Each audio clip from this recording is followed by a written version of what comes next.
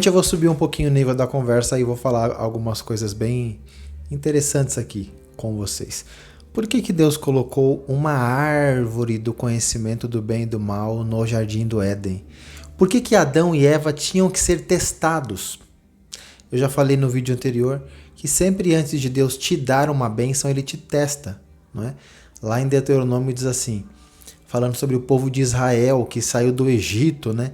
Eu te provei o seu coração, te fiz passar fome e sede, e provei o teu coração por 40 anos para ver o que havia no teu coração. Então Deus queria dar uma terra prometida, Deus testou o povo, certo? Então, por que tinha uma árvore do conhecimento do bem e do mal no jardim do Éden? Aquilo não é uma tentação.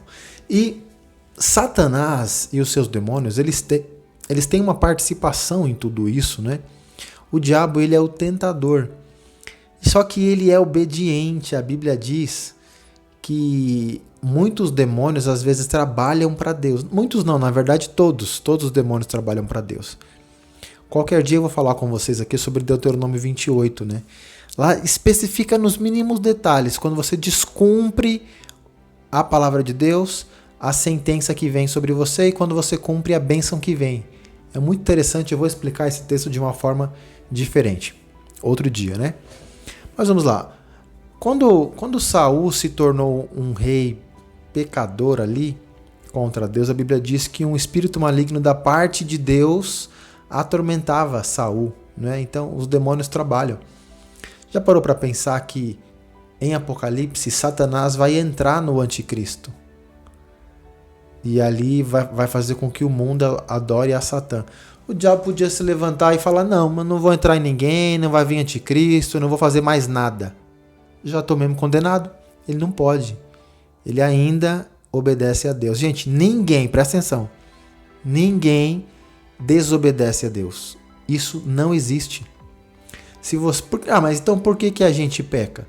Porque Deus concedeu essa liberdade para ver o que tem no seu coração. Mas tá. Então, antes de Deus te dar uma bênção, ele te testa. Qual era a bênção que Deus daria para Adão? Todo mundo entende que a bênção que Deus daria para Adão já é a terra. Adão já estava na bênção. Não, gente. Pega Gênesis ali, né? Na história de Adão e Eva. Somente Adão e Eva. Aí você vai para a última página da Bíblia, Apocalipse 21 e 22. Se você arrancar todas as outras páginas, você vai ter o plano de Deus. Qual era o plano de Deus? Se Adão não presta atenção, se Adão não comesse da árvore do conhecimento do bem e do mal, Deus ia juntar tudo, que é o que ele quer fazer. Ninguém muda o plano de Deus. Ele deu uma volta, mas o plano vai acontecer do jeito que Deus planejou. Se Adão não pecasse, Deus ia descer a nova Jerusalém do céu para a terra. Presta atenção. O céu e a terra ia se unir, não ia ter separação. Todos os anjos, tudo que tem no céu ia descer para baixo. Como está descrito lá em Apocalipse 22, no novo céus e uma nova terra, o tabernáculo de Deus está com os homens, o Senhor está no meio deles, sabe? É tudo uma coisa só. Não tem choro, nem pranto, nem dor, tem a árvore da vida, tem um rio da vida. E viveremos com o Senhor face a face eternamente. Então o plano de Deus, desde Gênesis, era esse. Mas Deus não podia fazer isso sem saber da fidelidade de Adão. O que Adão fez? Adão comeu do fruto, pecou, derrubou toda a raça humana. Esse plano foi adiado por uma eternidade. Gente, isso que eu vou falar aqui é uma coisa profunda. A Bíblia diz que Deus é o Pai da eternidade. Ele criou a eternidade, né? Nós vivemos no espaço-tempo, no tempo. Deus vive uma dimensão acima, que é Deus vive na eternidade. E Deus, ele tem, a Bíblia descreve 3 eternidades, né? Deus vive de eternidade em eternidade, é o que Isaías fala. Então, tem a eternidade passada, que é a primeira terra, quando Lúcifer era quem regia a terra com os seus anjos, né? Existe ali indícios no livro de Ezequiel de que haviam uma outra raça de seres, não era só Satanás e os seus anjos, né? Que era Lúcifer, a estrela da manhã. Lúcifer hoje não é a estrela da manhã, ele perdeu. A estrela da manhã é a glória que ele tinha, ele perdeu a glória, tá? Então, haviam raça de seres aqui na Terra, podiam ser humanos, tem indícios de que eram seres humanos. Outro dia eu entro mais profundo nesse assunto, né? Que quando ele foi lançado do céu para a terra, o texto fala que os reis da terra olhavam para ele e se espantavam da aparência horrenda com quem ele caiu, porque Lúcifer tinha um corpo glorificado feito de pedras preciosas, de 12 pedras, certo? Mas Deus fez com que um fogo saísse de dentro dele e consumisse o corpo dele. E aí, quando ele chegou na terra, ele já não tinha mais o corpo glorificado, ele tinha um corpo queimado, destruído, todo destruído, tá? Então, tem a eternidade passada, que é esse reino de Lúcifer. Eu já tenho um vídeo sobre isso aqui. Tem a eternidade presente, que ela vem de Adão até o final do milênio. E tem a eternidade futura, que é quando começam novos céus e nova terra. E a gente não tem informação sobre isso. Só quando ela começa, né? Lá em Apocalipse descreve como ela começa, sabe?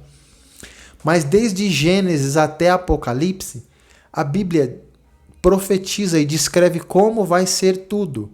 Inclusive dá muitos detalhes sobre o reino milenar, nos mínimos detalhes. Em Salmos, em Ezequiel, Jesus nas suas parábolas, em muitos textos, né? Isaías. Isso me dá a entender que toda a nossa presente eternidade foi escrita. Deus é um escritor. Deus escreveu como a nossa eternidade seria, certo? Mas ele não pode escrever a sua decisão. A sua decisão é sua, né? A sua escolha.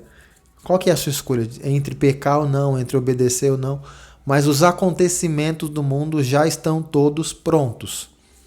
Subindo em níveis mais profundos, tudo já aconteceu. Deus já escreveu e já aconteceu. É por isso que Deus revela às vezes como alguma coisa vai ser. Eu tenho muitos sonhos, visões, né? Para Deus, né, a eternidade está acima do espaço-tempo, que é a nossa dimensão, e a nossa dimensão é um pequeno parênteses dentro da eternidade, que é muito grande. É como se a nossa dimensão fosse um filme. Um filme. E Deus já assistiu o filme inteiro. O filme já está pronto. Deus já assistiu o filme inteiro, mas ele pode voltar, né? Para a gente, o filme ainda está correndo, mas para Deus o filme já está pronto e ele já assistiu. Tá? É outra dimensão. Não tem como a gente entender como isso funciona, tá? Mas na nossa dimensão, a nossa eternidade, ela vai durar por volta de 7.000 anos. Deus fez o mundo em 6 dias, no 7º ele descansou, certo? No calendário judeu, calendário judaico, o mundo está em 5.000 e alguma coisa, né? Não tem como saber da precisão exata desse calendário. Mas o milênio de Cristo começa no 6º dia, porque o milênio é o descanso. Isso são coisas mais profundas, eu estou pincelando aqui para vocês, tá?